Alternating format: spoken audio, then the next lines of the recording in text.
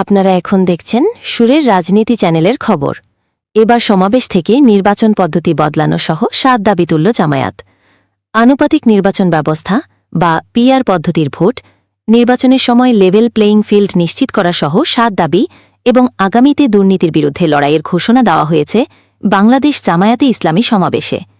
আওয়ামী লীগ সরকার পতনের পর শনিবার প্রথমবারের মতো ঢাকার সোহরাওয়ার্দী উদ্যানে জাতীয় সমাবেশের আয়োজন করে জামায়াতে ইসলামী।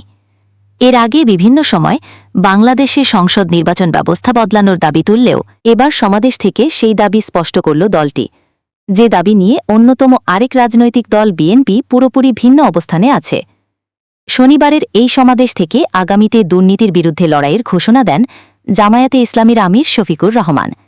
এরপরই সভামঞ্চে টানা 2 বার অসুস্থ হয়ে ঢলে পড়েন তিনি। এরপর তিনি বসে বক্তব্য শেষ করেন। এতক্ষণ আমাদের ভিডিও দেখার জন্য ধন্যবাদ। দেখা হবে পরবর্তী ভিডিওতে। ততক্ষণে ভালো থাকবেন, সুস্থ থাকবেন। আসসালামু আলাইকুম।